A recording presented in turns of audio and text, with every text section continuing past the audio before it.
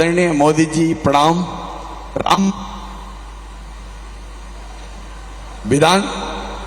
राम पटेल दमोह से टिकट का प्रभारी हूं, बूथ 171 दमोह से आपको प्रणाम करता हूं। आपसे मैं प्रश्न करना चाहता हूं, आपने भी खुद मंडल स्तर पर तक कार्यकर्ता बन करके काम किया है, ऐसे में आप राजनीति के अतिरिक्त सामाजिक जुड़ाव को कैसे देखते हैं, आपसे पूछना चाहता हूं आदरणीय प्रधानमंत्री जी। एक तो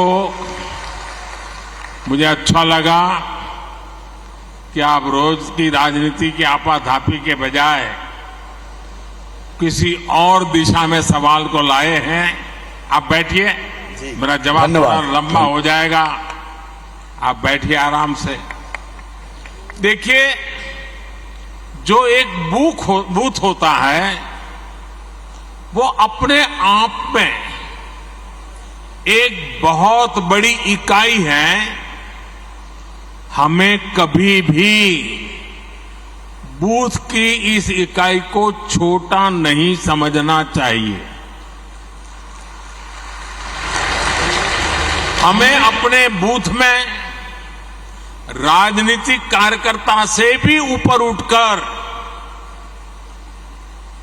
समाज के लिए सुख दुख के साथी के रूप में अपनी पहचान बनानी चाहिए। और बहुत सी ऐसी चीजें होती हैं जिसमें जमीन का फीडबैक बहुत जरूरी होता है। जो बूथ के हमारे साथी हैं वे इसमें बहुत बड़ी भूमिका निभाते हैं। प्रधानमंत्री भी या मुख्यमंत्री भी अगर कोई सफल नीति बनाता है तो मान लेना किसी न किसी बूथ के कार्यकर्ता के दी हुई जानकारी की ताकत बहुत बड़ी होती है। हम भारतीय जनता पार्टी के कार्यकर्ता उनमें से नहीं है जो एयर कंडीशन कमरों में बैठकर पार्टियां चलाते हैं और फतवे निकालते रहते हैं। हम तो वो लोग हैं जो गांव-गांव जाकर गर्मी हो, बारिश हो, कड़कड़ाती ठंड हो, हर मौसम, हर परिस्थिति में जनता के बीच जाकर के खुद को खपाने वाले यहां लोग हैं। और इस वजह से बूथ का बहुत मजबूत होना बहुत स्वाभाविक है। मुझे याद है कि अगर ये बूथ कमेटी नहीं होती तो शायद ही कभी उज्ज्वला योजना का विचार ही नहीं आता। साथियों, ये आपकी निरंतर कोशिश होनी चाहिए, क्योंकि गांव से कार्यकर्ताओं ने मुझे उज्ज्वला गैस योजना के विषय में समझाया। बाद में वो नीति बन गई और गरीब के घर तक गैस का चूल्हा पहुंच गया। साथियों, भाजपा की बूथ कमेटी की पहचान सेवा से होनी चाहिए। बूथ के अंदर रोज आंदोलन संभव नहीं है, तू मैं संभव नहीं है। और इसके लिए बूथ की अंदर भाजपा की पहचान सेवाधारी की होनी चाहिए, सेवा भाव की होनी चाहिए। और इसके लिए छोटे छोटे समझे जाने वाले काम जो लोगों को बहुत छोटे लगते हैं लेकिन बहुत उपयोगी होते हैं। अब जैसे गांव में कहीं न कहीं तो आपको बैठने की वो जगह होगी, किसी पेड़ के नीचे बैठते होंगे, किसी चाय के ठेले के पास जाके बैठते होंगे।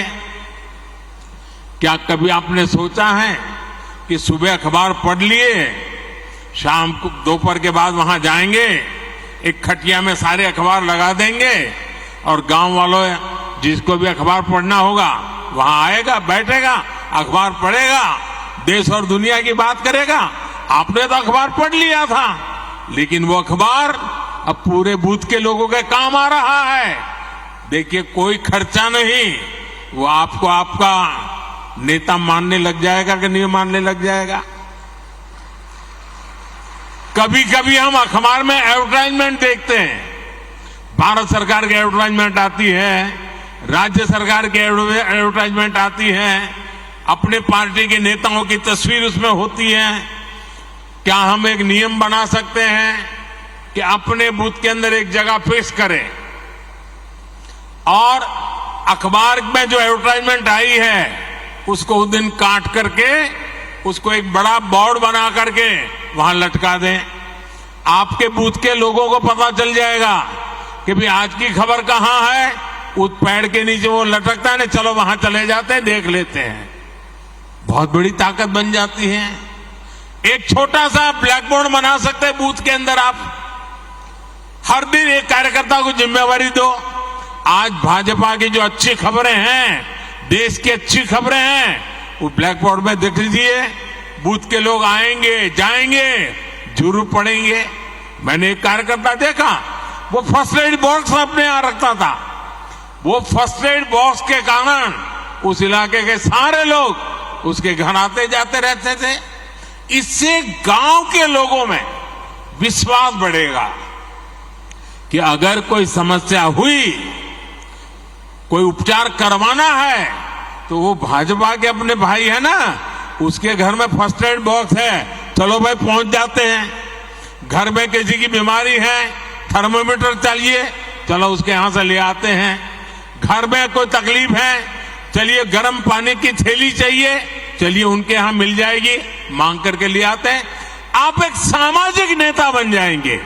देखिए, बूथ के अंदर संघर्ष की जरूरत नहीं होती है, सेवा ही एकमात्र माध्यम होता है। आप अपने अखबार, जैसा मैंने कहा, पढ़ने की व्यवस्था पर जोर दें।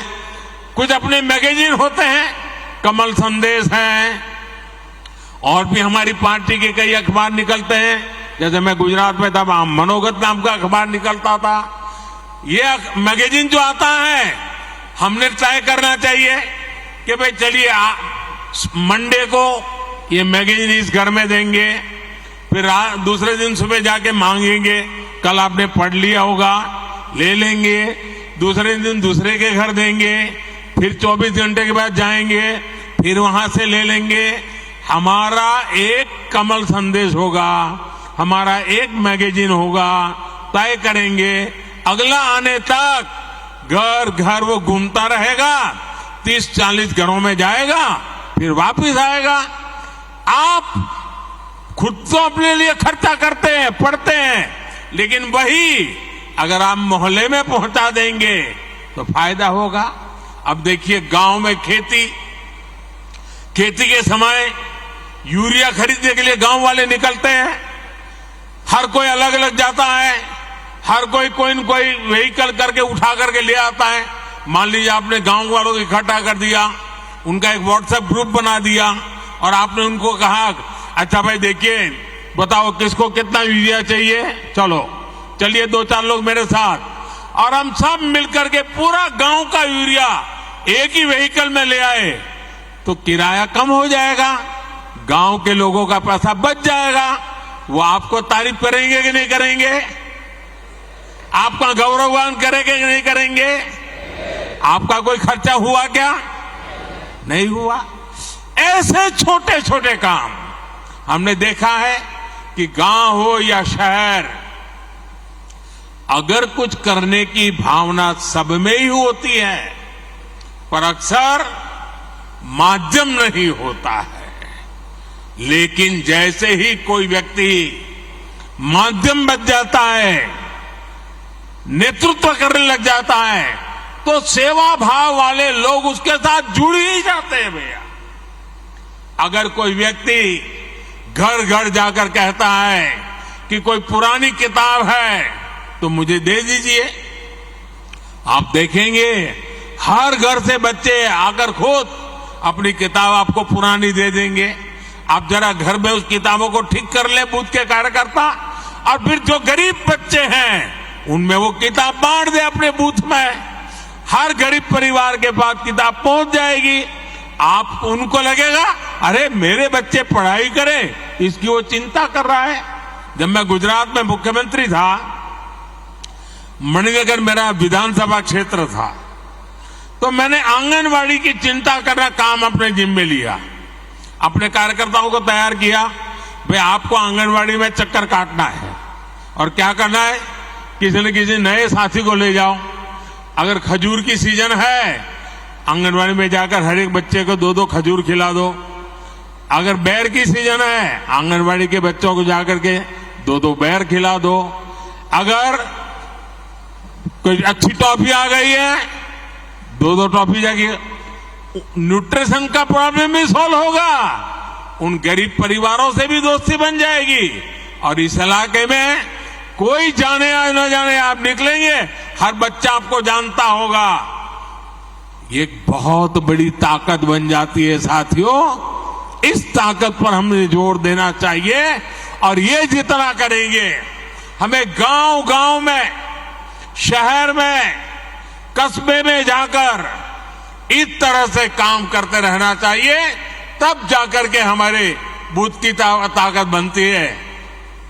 जब आप जनता से जुड़े ऐसे छोटे छोटे काम करोगे तो मुझे पक्का विश्वास है पूरे बूथ में कोई परिवार ऐसा नहीं होगा जो आपसे दूरी करेगा, वो आपसे नहीं जुड़ेगा। आपकी पहचान एक भाजपा के कार्यकर्ता से आगे बढ़कर एक समाज सेवक की तरह बने, इसके लिए बूथ के अंदर लगातार काम करना चाहिए। और यहां से आप बूथों में जाने वाले हो, अलग अलग बूथ में रहने वाले हो, वहां जरूर जाकर के इन चीजों का प्रयोग कीजिए। आप देखना, आपकी तरफ देखने का, आपके बूथ के कार्यकर्ताओं की तरफ देखने का पूरा दृष्टिकोण बदल जाएगा।